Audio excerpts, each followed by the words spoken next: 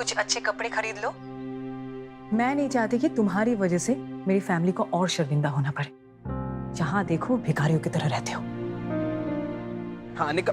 दरअसल अनिका के घर में आज फैमिली डिनर पार्टी थी और पिछली बार नक्श की वजह से उसे काफी कुछ झेलना पड़ा था।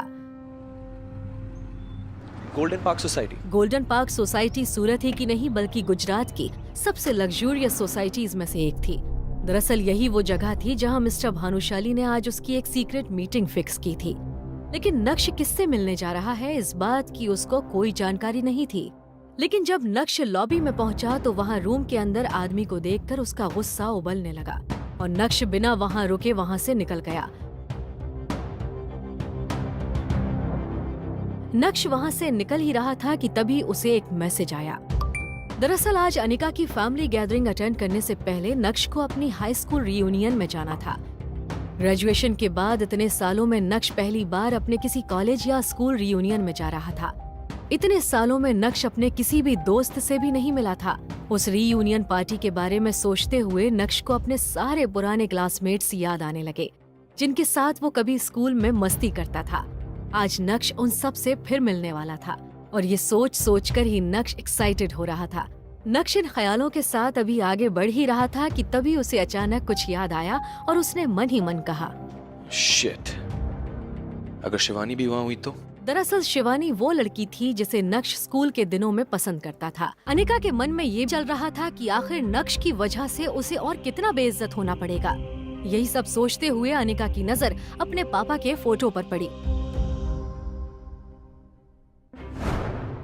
मैं आपकी सबसे प्यारी बेटी थी पापा। मुझे ऐसा लगता था कि आप जो भी पसंद करोगे ना बहुत सोच समझ कर करोगे, इसलिए मैंने कभी भी किसी लड़के के साथ रिलेशनशिप में नहीं आई और ना ही आपके सामने मेरी शादी की कोई भी शर्त रखी। पर आपने क्या किया पापा, एक गधे से मुझे बांध दिया। फिर भी मैंने कोई सवाल नहीं किया। पर अगर उसकी हरकतों के बारे में मुझे पहले पता होता ना तो शायद मैं आपको मना कर देती। कहते हैं कि माँ बाप अपने बच्चों के लिए जो भी कुछ करते हैं वो उनकी भलाई सोच के ही करते हैं। सच कहूँ तो पापा, मुझे नहीं लगता है कि आपने मेरे लिए कुछ भी अच्छा सोचा था, बल्कि मुझे तो ऐसा लगता है जैसे आपको अपना आखिरी काम खत्म करना था।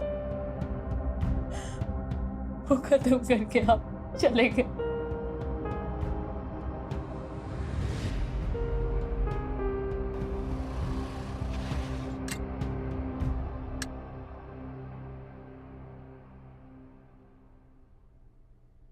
फटीचर कहाँ गुस्सा चला रहा है? वो मुझे अंदर होटल में जाना है, मुझे इनवाइट किया गया। अबे साले, झूठ बोलने से पहले अपनी हालत तो देख ले कैसी है। ये होटल प्राइम है। शहर के यहाँ सब लोग अपनी बड़ी बड़ी कारों के साथ में आते हैं और तू भिखारी अंदर घुसेगा? मैं तुम्हें घुसने दूंगा? चल भाग यहाँ से। अरे आप सुनिए मेरी बात, आपको गलतफहमी हुई है। मैं अभी होके आ रहा हूँ, 5 मिनट लगेगा, मैं आ रहा हूँ। अब तो चल भाग यहाँ से।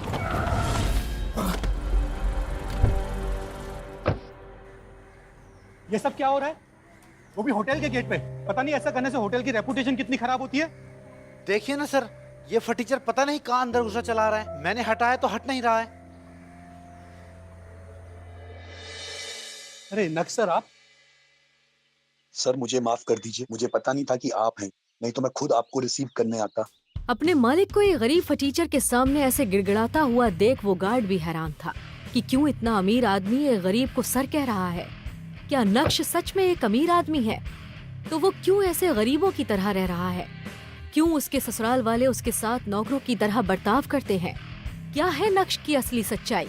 जानने के लिए सुनिए पॉकेट एफएम की ये पूरी कहानी, इंस्टा एम्पायर, जिसे हिंदुस्तान में सबसे ज्यादा सुना जा रहा है। फ्री कहानी सुनने के लिए अभी नीचे दिए गए इंस्टॉल बटन पर क्लिक करें और पॉकेट एफएम डाउनलोड करें।